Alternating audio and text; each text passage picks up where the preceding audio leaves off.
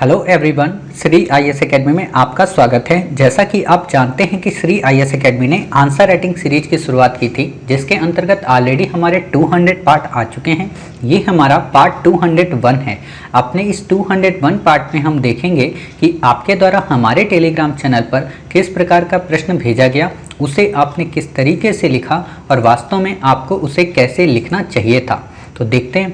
जैसा कि आप देख रहे हैं, ये प्रश्न आपके द्वारा हमारे टेलीग्राम चैनल पर भेजा गया। तो सबसे पहले हम आपके इस प्रश्न को पढ़ेंगे, फिर आपके उत्तर को पढ़ेंगे और देखेंगे कि वास्तव में आपने इसे कैसे लिखा है और इसमें और किन किन बिंदुओं को ऐड करने की आवश्यकता है। तो सबसे पहले हम आपका प्रश्न पढ़ते हैं। आपका प्रश्न है, भारत के लिए पूर्वी घाट के महत्व को स्पष्ट कीजिए।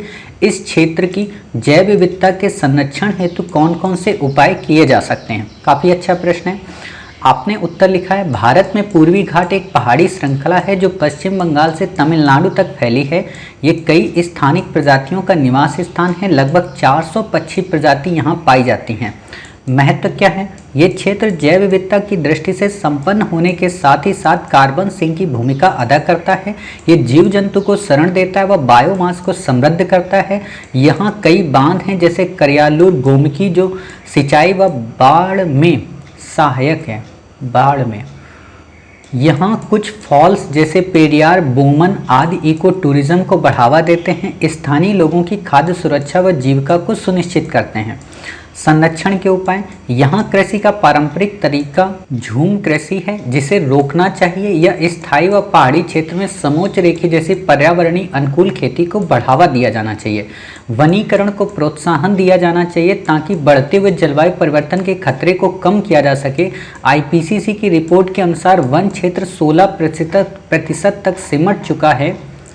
अवैध खनन, पशुओं एवं पौधों को स्थानीय वनस्पति की तस्करी पर रोक लगाई जानी चाहिए। CRZ में छूट देने की बजाय अवसंरचना निर्माण औद्योगिकीकरण को हतोत्साहित किया जाना चाहिए। स्थानीय सदस्यों की भागीदारी को सुनिश्चित करते हुए पवित्र वन, समुद्र आगार को प्रोत्साहन देना व पारिस्थितिक पर्यटन को भी बढ़ावा दिया जाना चाहिए।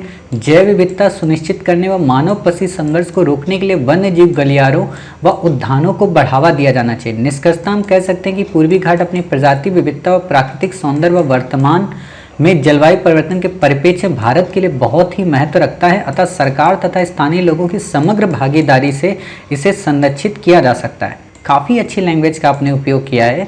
जो लैंग्वेज है आपकी वास्तव में वो ऑथेंटिक है। हिंदी में अगर आप में से जिन बच्चों को भी आंसर राइटिंग करनी हो और अगर भाषा के संदर्भ में अगर आप किसी भी अभ्यर्थी से कुछ सीखना चाहते हैं तो आप इनके आंसर में लिखी गई एक एक शब्दावलियों को जरूर चेक करें। काफ़ी अच्छे से इन्होंने अपनी भाषा को पिरोया है और भाषा में एक प्रवाह है जो काफ़ी इम्पोर्टेंट रोल प्ले कर रहा है इनके आंसर में। ठीक है।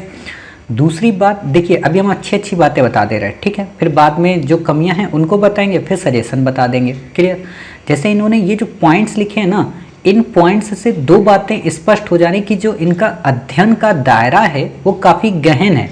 और एक और चीज़, जो बच्चे ये हमेशा कहते हैं ना कि सर ये तथ्य डालने चाहिए कि नहीं डालने चाहिए, तो आप देखिए यहाँ पे इन्होंने तथ्यों का बहुत ही कम उपयोग किया है और अपनी भाषा को एक तरीके से संयोजित कर दिया और इन्वायरमेंटलिस्ट के रूप में इन्होंने भाषा को यहाँ पे लिख दिया।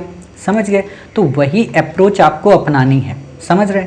अब यहाँ पे इन्होंने कमी, एक और अच्छाई बात ये कि इनकी राइटिंग काफ़ी अच्छी है। कोशिश करिए आप लोग भी जो शब्द लिखा करें ना, देखो इनसे 2-3 चीज़ें आप सीख सकते हो। ये ज़रूरी नहीं कि आपकी भी राइटिंग ऐसी ही हो जाए। हाँ, अगर आप प्रैक्टिस करेंगे तो ऐसी राइटिंग हो जाएगी, लेकिन आप इनसे जो सीखने वाली चीज़ है वो ये कि शब्दों को इतने ही साइज में रखना है। मतलब शब्द इससे ना बड़े हों ना छोटे हों, पहली बात। दूसरी चीज़, आप इनके शब्दों की एक और ख़ास बात देख रहे होंगे, वो क्या कि इनके हर एक शब्द में गैप काफ़ी अच्छा है। मतलब काफ़ी सुंदर तरीके से सहेजा गया है। तो आप इन गैप को भी उपयोग कर सकते हैं कि हाँ, इतनी दूर दूर और इतने छोटे छोटे शब्दों में हमें लिखना है। अब कमियां क्या क्या हैं? तो कमी पहली तो ये है कि एक लाइन में आप इतने शब्द ना लिखें। एक लाइन में मैक्सिमम आप 6 से 7 शब्द लिखें। ठीक है। और ये जो आपने दूर दूर तक बनाया ना, इसको थोड़ा और पास कीजिए यहाँ पे। ठीक। हालांकि यूपीएससी में दूर ही होता है, बट हम आपको 6 से 7 शब्द लिखने की प्रैक्टिस करा रहे हैं, ताकि एक लाइन में आप 6 से 7 शब्द लिखेंगे तो आपका 150 शब्द आपके सेकेंड पेज के हाफ में आ जाएगा। ठीक है, इसके अलावा आपको यहाँ पे क्या करना है कि जो आपने ये डॉट्स का उपयोग किया है वो नहीं करना है। आप यहाँ पे एक काम ये कर सकती हैं कि पहले इस महत्व को पैसेज में ही बता दें, पहले पैरा को, ठीक, और फिर आप जैव विविधता के खतरे बता दें और फिर उसके संरक्षण के उपाय बता दें।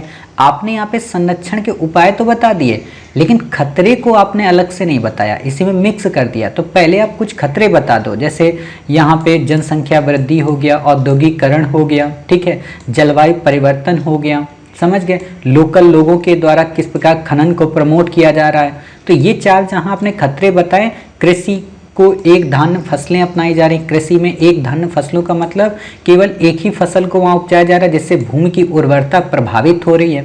समझ गए, आपने जब ये 5 पॉइंट बता दिए, तब आप जब सजेशन देंगी ना तो आपका उत्तर अच्छा हो जाएगा कि पारंपरिक तरीके को हटा के झूम कृषि को रोकना चाहिए, उसकी जगह पे समोच्च रेखीय कृषि लानी चाहिए। ये शब्द वास्तव में यूपीएससी के हैं, इसलिए ऐसे शब्दों का आप उपयोग करें। ठीक है, आप यहाँ पे ये भी बता सकते हैं कि जैविक खेती को प्रमोट किया जाना चाहिए। ठीक, आपने आईपीसीसी का जिक्र कर दिया, ये भी काफ़ी अच्छी बात है।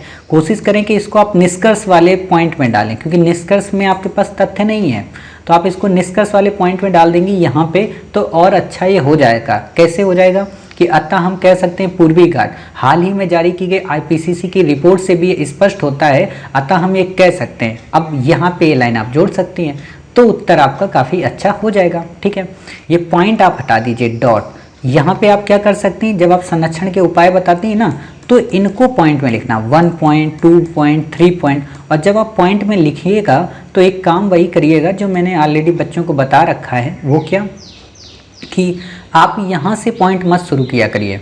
आपने सपोज कीजिए कि आपने ये सारी बातें अगर पैसेज में लिख दी होती, ठीक है, तो आपको यहाँ पे जब पैसेज में लिख दिया, अब यहाँ पे क्या होगा कि आपने यहाँ पे पैसेज आपका ख़त्म हो गया महत्व का।